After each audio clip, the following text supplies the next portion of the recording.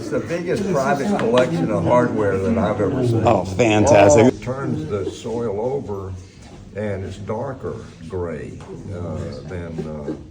and so you can see those tracks on these photographs. Oh, interesting. So just below the surface, the color changes, and that's why the footprints are so visible. Yeah. I never knew that. Oh, interesting. Huh. It's like sun bleached top surface and darker underneath. Dark, Yeah. Interesting. So it left a free. You could take the center couch out entirely? Yeah. Oh, wow. During the EVA. Wow. And then, so the hatch would be back in here. And manually we open the hatch, and he floated out to go to the back of the spacecraft and retrieve some film. And I floated out and was his life, held his lifeline. So you were standing EVA through the hatch? Yeah, I had my feet hooked into the hatch, Gotcha. side of the hatch. And so I was just standing there watching him, and he was hand over hand back to the back, and did retrieved a huge film canister down here with weighed 80 pounds. Wow. And so From the sim bay, right? It's sim bay, and it was big and hard to handle, and so. As he starts coming back, I get back inside, and he tries to wrestle this big film canister through the hatch, and I helped him get it in. And that's amazing. Gave it over to John, and I don't remember what John did with it. John was just sitting in the hatch, in his seat, monitoring the space. Make sure everything's okay. I think I have that canister. I'm gonna go see if I find it. Any memories of using the scoop? This was our first stop. We traveled. Our landing site was back over the horizon there, about 2 kilometers, I think. And we prepared. We spent 3 hours or more deploying an experiments package, which had 2 seismic experiments, a heat flow experiment, a magnetometer, and one other I can't remember now. But anyway, that was the first objective, get all that going. And then we got in the car, and the first stop, actually almost the only stop on this EVA now, was to come to this spot here, which is, as I said, about a kilometer and a half from where we landed over the horizon. You stand beside him. I can make you feel it. It was, we were looking for, this one was, we called it, we named all of these craters so that when we got somewhere, the geologist in mission control would tell, they could tell where we were by looking at their maps, and said, okay, we're on the rim of Clone Crater now, and and we parked on it would be the east side. The shadows up on the moon, the sun moves only 1 degree every hour. So we landed with an angle of the sun above the horizon about 15 degrees. And so when the shadows were real long, and you can see, so the shadows, when we left, the sun was still back in the east. And so the shadows we just said the shadows are west, so that was our direction. Since there's no magnetic field on the moon, we used the shadow as west. And so we turned our gyro to west was at the top, and that was the way we navigated. And on the right rear wheel, we had a odometer that gave us miles and kilometers, I guess. And so John drove from the left side, and I was a navigator, and I had the maps. And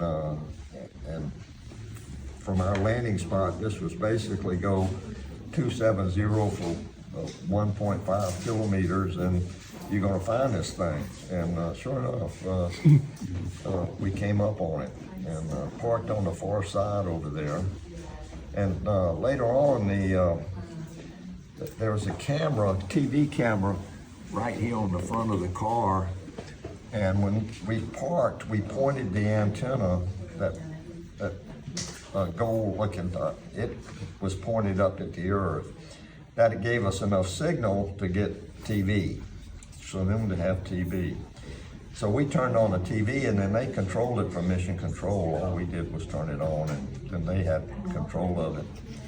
And so we were on this side of the crater sampling, and we pounded on this rock with a hammer somewhere, John did, and got a piece. And so we were going back around, finished exploring over here, and the camera was pointed at it would be, it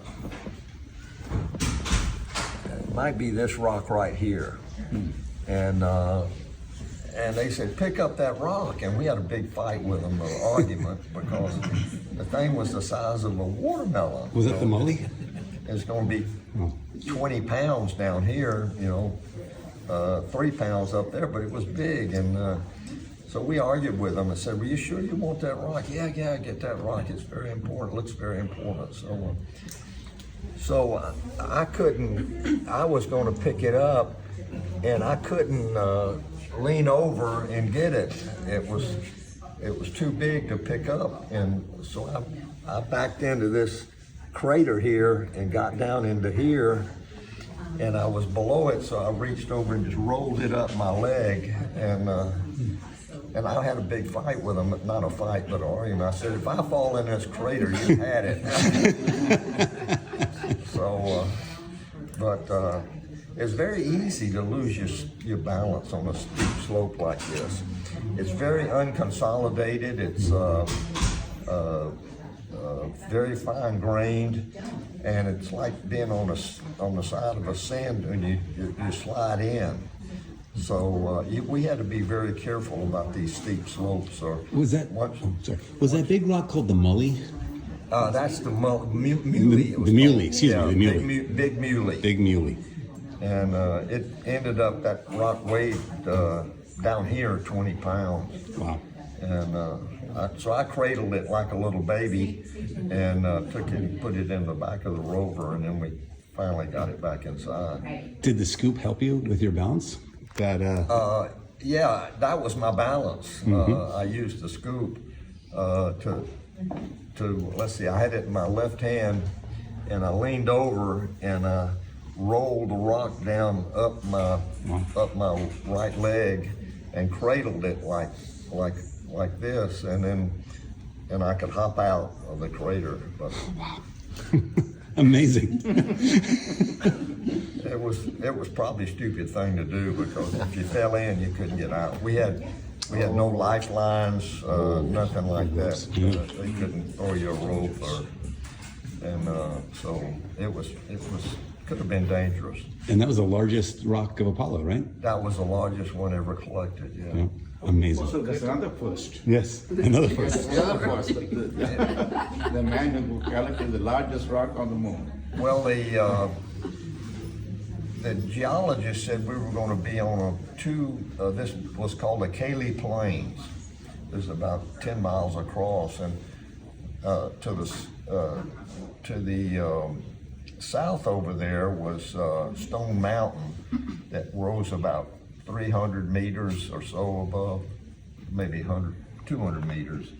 And out this way was about 4 or 5 kilometers was a range we call Smoky Mountains. And there was a big crater up there that had 500 meters in diameter and maybe 300 meters deep. It was one of our, and that was the last excursion that we had.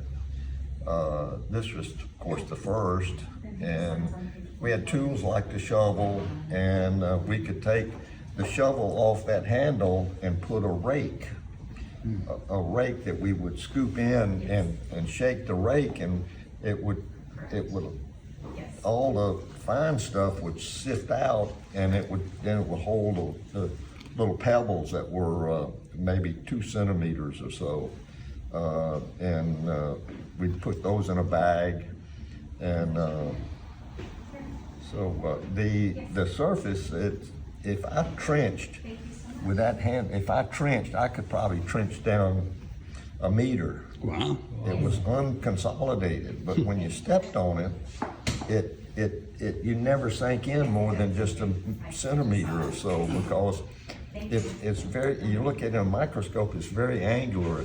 It's pulverized rock is what it is. And it would lock up. It had good bearing strength.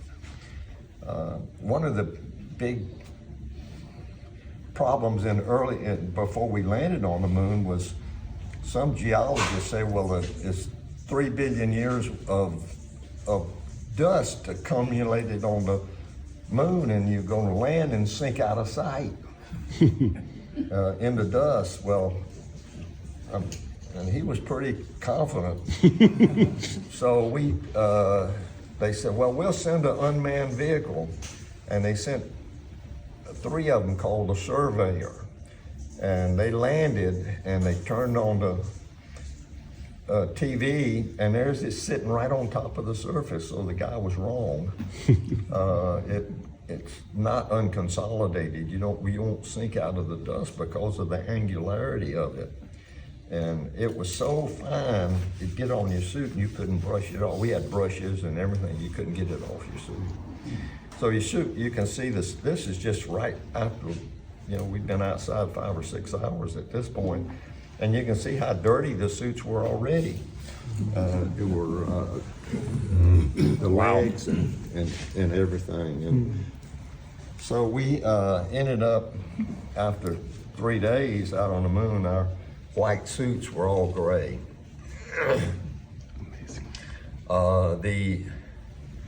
The sky is really black up there, since there's no atmosphere on the moon. The sun was always shining, and it was so bright, you just looked up in the blackness of space. It was really vivid. You feel like you could reach out and touch it.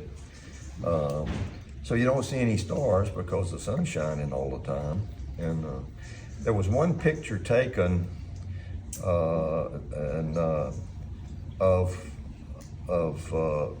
I think I might have taken it, but it was the rover and then the lunar module in the distance. And right to the right of the lunar module, over this little hill right here, there was a little point of light, and some astronomer figured out that was Venus. Nice. And so that was the only object that appeared in the sky except for the Earth. That wasn't the jump salute shot, was it? No, it was. Okay. It was after that. Because I have that photo over there. If you can look at it later. Yeah. Amazing. So it was an exciting time. We didn't want to come back. That's the best quote ever. 72 hours later, it was probably 120 centigrade. So as the higher the sun got, the hotter the surface gets. But the suit protects you from the sun's radiation and the sun's heat. The problem in a spacesuit is eliminating body heat. You're working in this tight, enclosed equipment, and so you got to get rid of the body heat. So we had a thing called a liquid cool garment that you put on, and it had little tubes woven around the arms and around the body, down the legs, and they all came together in a manifold on your stomach, and they were filled with water. And you plugged in from the suit, you plugged that into the inside of the suit, and you took a hose from the backpack and plugged it in the front side and turned on a little pump in the backpack, and it pumped water through this underwear. And that eliminated, and it picked up all the body heat, and it cycled the water up into a sublimator up on the back of your backpack, and it just flashed off in there. Did you lose a lot of weight during this? In the total mission, I lost about 12 pounds. Yeah. So Food wasn't that good. 11-day mission, about a pound a day. I guess. We did the food in the lunar module on the moon. We didn't eat very much because we didn't have any hot water. So what food you ate was dehydrated, cold, or mixed with cold water. So we had in the suit. You buckle up maybe 8 hours, and so we had a Velcro to the liquid cooled garment was a gallon, about 4 liters of water in a plastic bag, and it came up inside the suit. There was a valve that came up, and you could reach over, bite it, and open the valve, and it Like a drank the camelback. water. And on this side there was a high energy food bar that came up, and you could reach over and bite it and pull it up, and it was about this long and about that wide, and it was delicious. That's wild. So that's what we ate mostly, was the food But bar. did you get very hungry while you're on moon? No, You know what? Because you're so preoccupied also, part of it. I don't know. You just weren't hungry. I don't remember being starving. I know I eat all the candy bar. And John is okay with that? yeah, and John ate his too. But what were you craving for when you landed back on the earth? Like a steak or hamburger? Probably a hamburger. Yeah. That's awesome. The Navy. I forgot what meal they had, but they gave us a good meal when we got back. The chief cook on the ship had baked a big cake with our Apollo emblem on it, and so That's great. it was. They treated us real nice. You never sink in. You can see the footprints, as I said. You never sink in more than maybe an inch or two.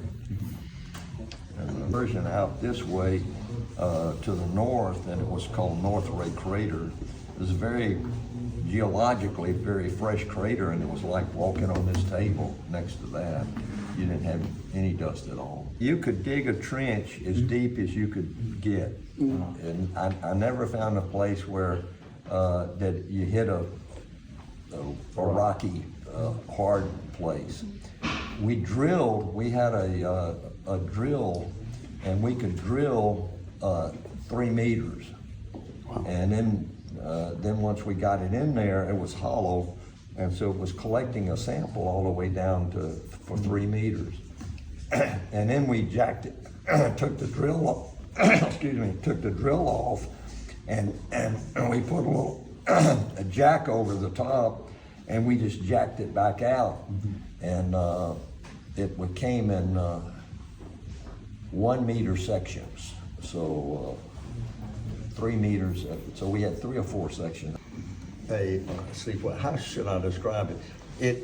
It had different shades of gray that they knew the shade. So when you took a picture, they could compare the rock with the calibration. Yeah. And so we tried, but the thing came apart. It wasn't very well made. So, and we were walking and bouncing around with it. I don't know. I think maybe the second time out it broke. So, but it would still give you this fell off, but it still give you the vertical. And so It was the most beautiful view, yes. Isn't it? It is. Yeah. It Spectacular. was a beautiful view from. yeah, it was. This is looking east. South is this way. West is the shadow was always west, since there's no magnetic field on the moon. You use the shadow for west. And we had a directional gyro on the car. So when we started out, we drove the car and we pointed it west, down shadow, and I just turned the directional gyro to 270 was at top. And so that was our direction. Who took this picture? Because you see that, is that rover? That's the rover. Yeah. Who took this picture from where?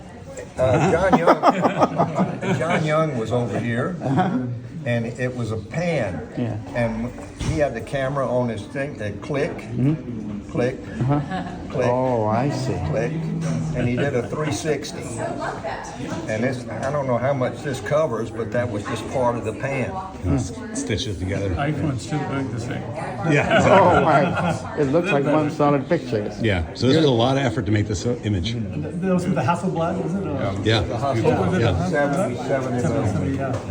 And then all the fiducial marks were digitally removed. You know, like they have these little crosshairs, right? Yeah. And they would be partially, when you do a pano, stitched together. We had color film and black and white, and you mounted the film canister on the back of the Hasselblad, clicked it in, and locked it in, and then you removed the some shade thing off the film, and you end up cycling a few pictures through to get to some good film. And then the black and white, I think, had like 200 exposures per roll, and the color was like 120 if I remember. But and we on the camera there was a handle, and it was a trigger, and you just pointed it like this, and we trained over it, so it was amazing. You could just click, and you would be taking a picture of really what you wanted to do, because we just trained so much with it in the suits. You didn't have to do any exposure readings or anything? It was Oh, well, we had down sun, I forgot, but down sun was like F8 at 250, and cross sun was something else. So you could change the lens to get what you wanted to do. What was the first feeling? First feeling when you landed? Well, and this, it was exciting. Hey, we found it. I mean, but this was our objective, and I said, and it was like 1.5 kilometers west of the lunar module, and so we bouncing across, and you can see it's really rolling terrain, and so you could be on the west, coming west, 200 meters away from our landing site. We'd gone over here, and it had disappeared. You couldn't see it, and so it was like this. And how difficult was it walking the spacesuit with the center of gravity off and the low gravity? And You had to be conscious all the time. down here. I weighed with all of my equipment on. I weighed 363 pounds, about 162 kilos, and. So up on the moon, it was 1/6 that. So you had to walk to get your center of gravity over your feet. So you ended up walking. Yeah, you can see it looks like I'm leaning over there. And that's just because the backpack weighed as much as I did. So I wanted to keep my center of gravity over the center. Did you lose balance and fall? At any Yeah, I point in did time? a couple of times. Yeah. Charlie, what is one artifact you brought back sitting there that you wouldn't part with? I know Steve ended up getting this one. You got this. That's the best. I think that's clearly the best artifact ever brought back from the moon. There's no doubt.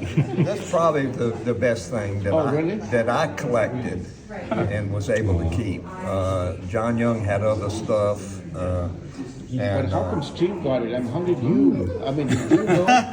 He's such a good friend. International War Grudge. Well, Fantastic. Thank you so much, Charlie, for spending the day with us. Yeah.